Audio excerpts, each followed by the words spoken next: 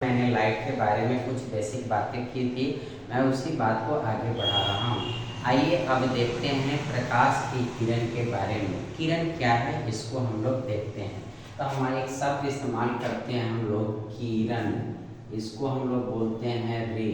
तो अगर इसको परिभाषित करें तो ऐसे लिख सकते हैं, प्रकाश के गमन पथ को किरण द्वारा प्रदर्शित करते हैं। ठीक है ना, किरण द्वारा प्रदर्शित करते हैं।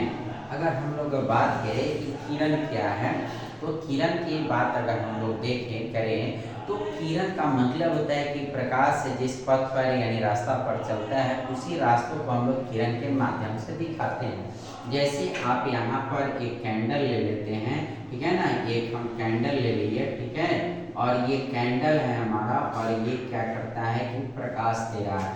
तो यहाँ से एक प्रकाश जो निकला, तो यहाँ से हमारा ये सोर्स हो गया, प्रकाश स्रोत हो गया।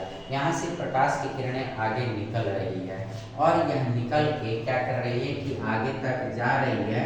तो यह अनंत तक जा रही है, इनफाइनाइट तक जा रही है।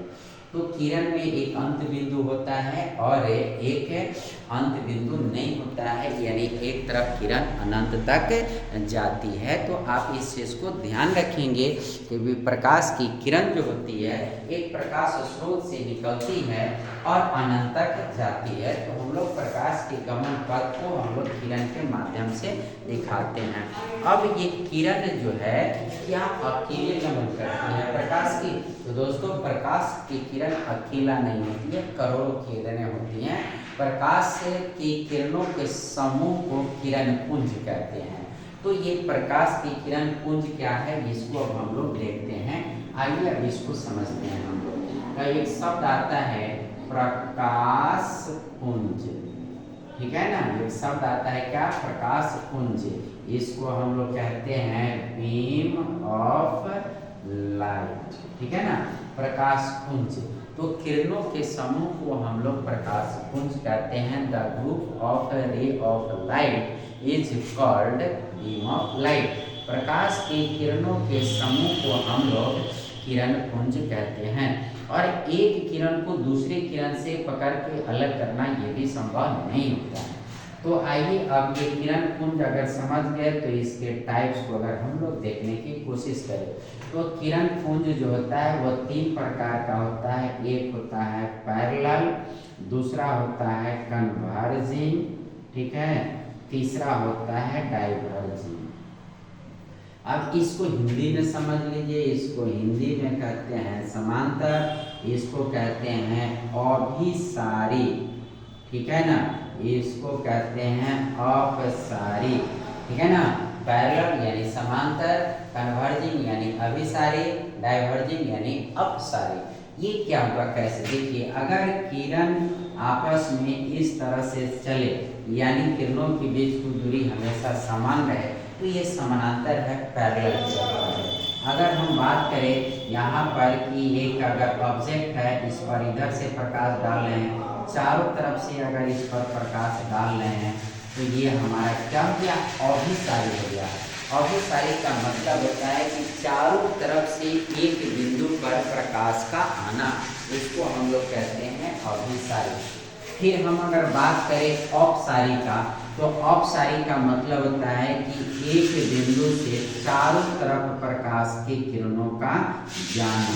अगर हम लोग देख रहे हैं तो यहाँ पर आप देख रहे हैं कि एक बिंदु से प्रकाश की किरणें चारों तरफ जा रही है। तो एक बिंदु से चारों तरफ प्रकाश की किरण फैले, जैसे हम बल्ब जला देते हैं, लैंप जला देते हैं, इस तरह की वस्तुओं पर जब प्रकाश के स्रोत की वस्तुओं को जलाते हैं तो ये चारों तरफ प्रकाशों को बिखेरती है। तो ये अपसारी यानी डाइवर्जिंग प्रकाश की किरणें हो गई। अभिसारी का मतलब हो गया कि चारों तरफ से अगर एक जगह प्रकाश की किरणों को आप भेजते हैं तो ये अभिसारी हो गया, कन्वर्जिंग, और समानांतर हो गया। तो आप ये समझ गए। अब अगर आपसे कोई पूछे कि पेंसिल ऑफ लाइट क्या है तो आप चौंकेंगे नहीं। पेंसिल ऑफ लाइट क्या है इस बात से आप चौंकने की कोशिश ना करेंगे। पेंसिल ऑफ लाइट है जो, इसमें हम लोग क्या कर सकते हैं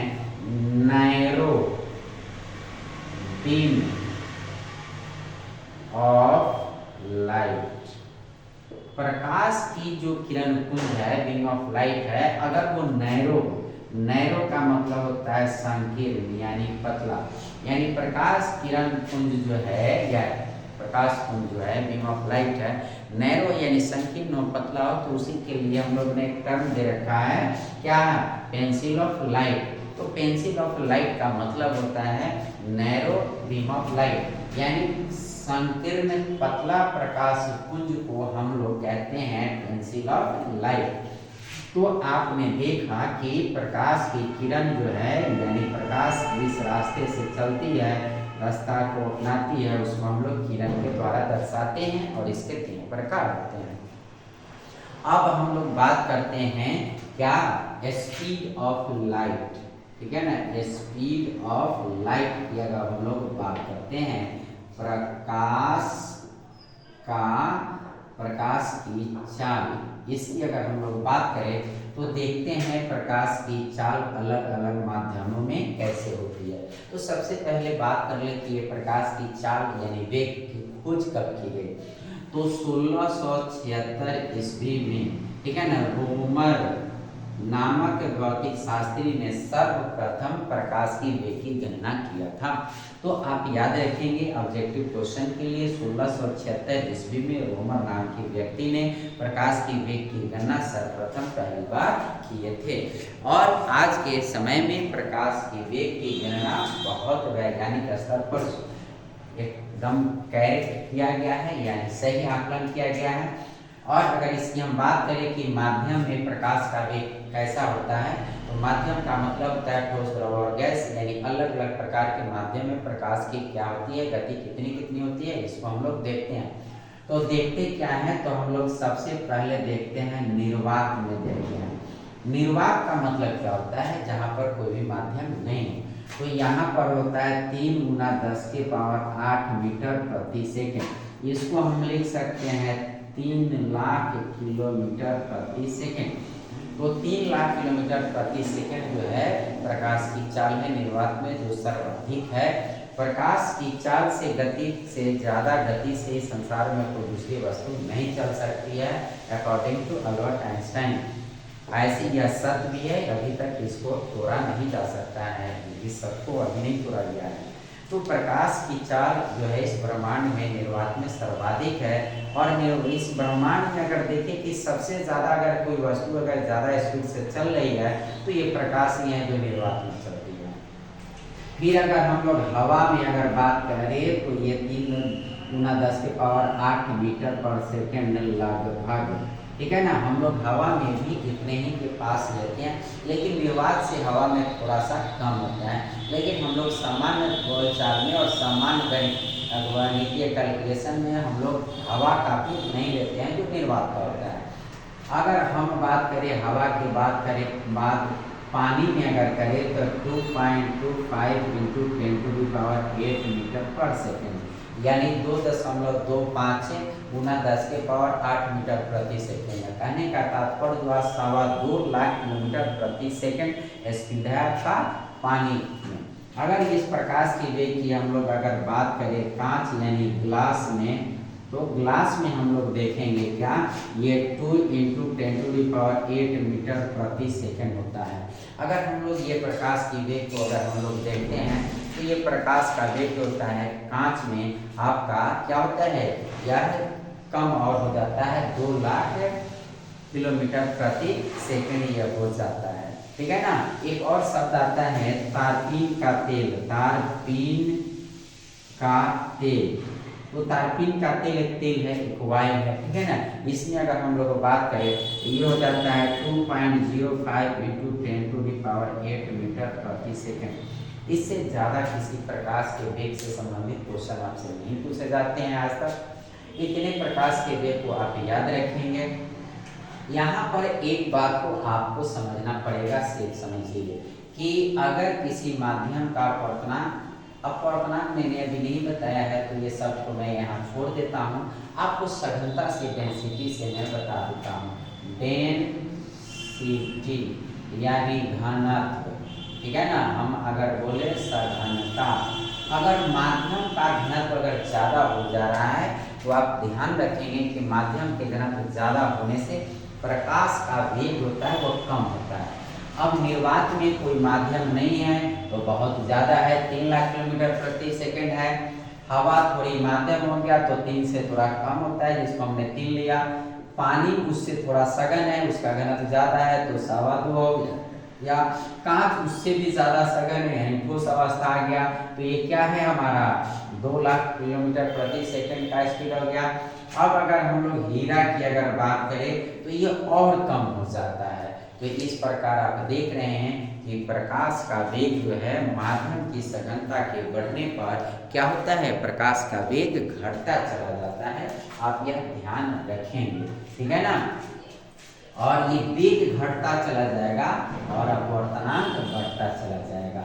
यानी यहाँ से आपसे अगर कोई क्वेश्चन पूछे कि अपवर्तनांक और प्रकाश के वेग में क्या संबंध है, घनत्व और प्रकाश के वेग में क्या संबंध है, तो आप यहाँ से क्वेश्चन बना सकते हैं।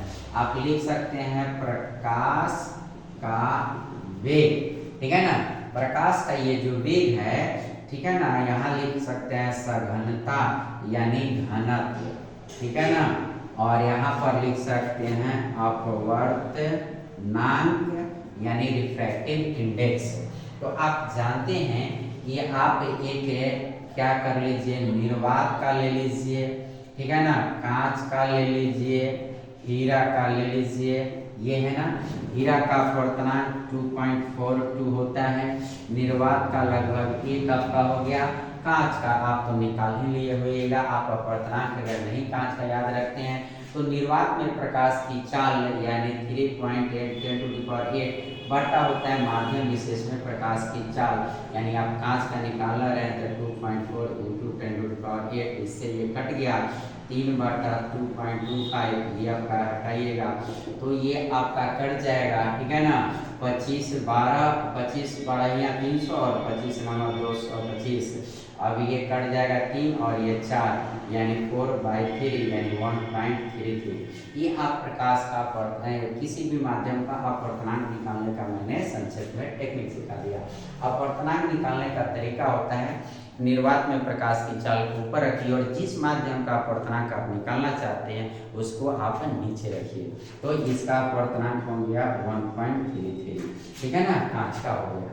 अब आप देखेंगे क्या कि निर्वात में प्रकाश की चाल जो होती है वो 3 × 10⁸ मीटर प्रति सेकंड, कांच में जो होती है वो 2.2 × 10⁸ मीटर प्रति सेकंड, हीरा में 1 पॉइंट समथिंग होता है।